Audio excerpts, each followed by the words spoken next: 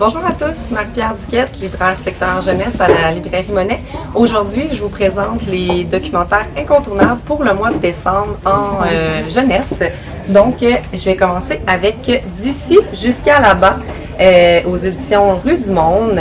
Donc, on a un super beau documentaire tout en fluo à propos du mouvement. Okay? Donc, c'est assez surprenant comme thématique parce que c'est pas quelque chose qu'on retrouve fréquemment dans le doc.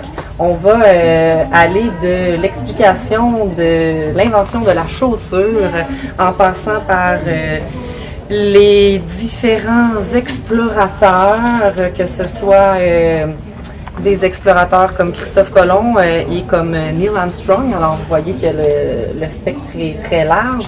On va parler de migrants, on va parler de moyens de transport aériens, de moyens de transport de terre, de moyens de transport de mer. On va aussi nous parler en fait de voyages, de frontières, de tout ce qui est les incontournables à visiter dans le monde. Donc, c'est vraiment très, très large comme documentaire, magnifiquement illustré. On va aussi parler des migrations des animaux. Alors, c'est vraiment intéressant. Je vous le recommande. Je poursuis avec la petite histoire de la culotte. Alors, vraiment rigolo comme choix de thématique. Ce qui est intéressant avec ça, c'est qu'on va passer du Moyen-Âge jusqu'à aujourd'hui, en fait, en expliquant le rôle de la culotte dans la société. Donc, bien entendu, au Moyen-Âge, c'était l'homme qui portait la culotte pour se protéger surtout des frottements sur la selle à cheval, donc c'était mal perçu qu'une femme porte une culotte. En fait, les femmes n'en portaient tout simplement pas. C'était aussi ce qui permettait à la Renaissance, à l'âge de 7 ans, en fait, ce qu'on faisait, c'est que les bébés portaient des robes jusqu'à l'âge de 7 ans, garçons comme filles, et à partir de 7 ans, le jeune garçon se mettait à porter une culotte, alors que la jeune fille demeurait en jupe sans culotte en dessous. C'était plus pratique pour les commodités du quotidien, mais pour les garçons, c'était mieux vu de porter la culotte. C'était aussi une question de classe, donc les gens qui étaient plus nantis, donc les riches, la noblesse portaient la culotte, mais pas les gens du peuple. Donc, petit documentaire intéressant pour vraiment voir les inégalités entre les hommes et les femmes et les inégalités entre les riches et les pauvres à travers le regard de la culotte. Je poursuis avec le tome 2 qu'on était vraiment très heureux ici, l'équipe, de recevoir, le petit illustré de l'intimité, du pénis, du scrotum, des testicules, du prépuce, des érections, etc. Alors, un nécessaire à voir là, dans toutes les bibliothèques, dans les bibliothèques écoles, dans les bibliothèques classes. On fait vraiment un bel hommage à la diversité dans cette œuvre qui nous permet vraiment de découvrir l'anatomie masculine, mais aussi d'aborder des thèmes comme la pudeur, l'amour, le consentement, la puberté, la grossesse. Donc, toutes sortes de thématiques importantes autour de l'intimité des hommes et des femmes. On parle aussi du genre. Comme je vous parlais tout à l'heure, la diversité est vraiment bien représentée à l'intérieur de l'ouvrage. Les illustrations sont très belles. Ça se termine sur la belle petite citation ici, « Tous égaux, tous uniques ».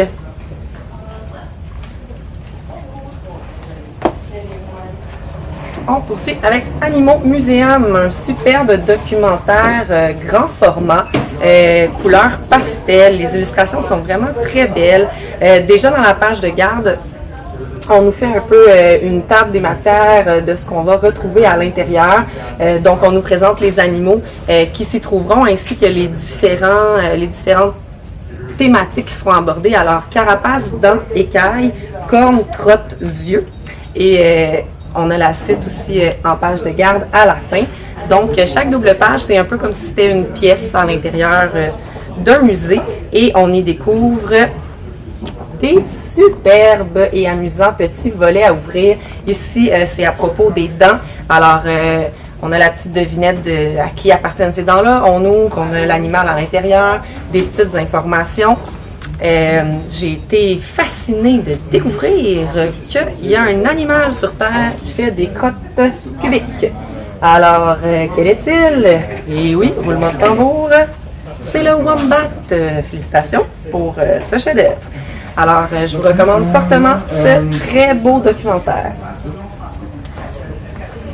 Je poursuis avec Bill Balbul aux éditions 6 Citrons Acides, qui est une maison d'édition assez intéressante, qui nous fait des œuvres toujours en train de travailler un concept grammatical, un concept en lien avec la langue. Ici, c'est un imagier qui est particulier parce qu'on va aller jouer avec la conscience phonologique. Alors, on va présenter deux mots qui se ressemblent phonologiquement parlant et on va associer à chacun des sons un cube son au bas de la page ici. Donc, on va pouvoir travailler notre conscience phonologique en lisant route et en voyant qu'on a les trois sons ici. Les cubes sons sont associés. Les cubes sons sont associés à l'alphabet phonétique, qui est à la fin ici de l'œuvre parce qu'ils ont modifié quand même certaines choses. Vraiment intéressant pour les orthopédagogues, pour les classes d'accueil aussi. Casque, masque, je vous montre quelques petits exemples. On a ici mage, maille.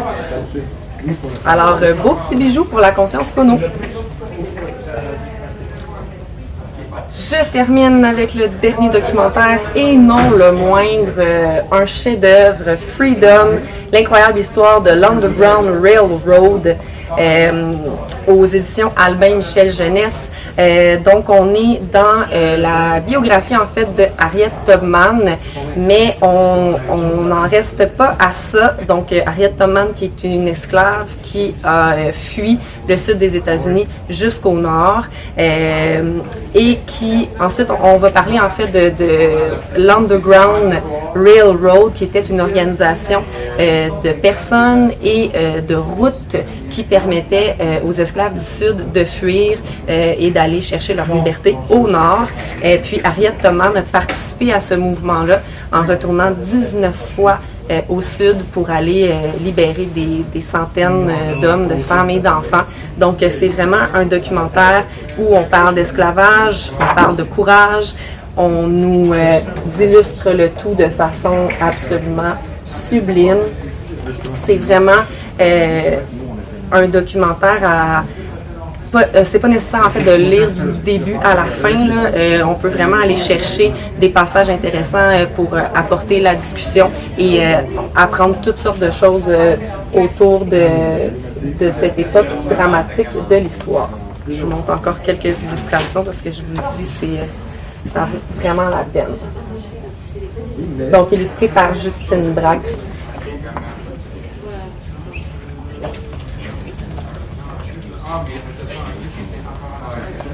Un essentiel. Merci et on se revoit l'année prochaine.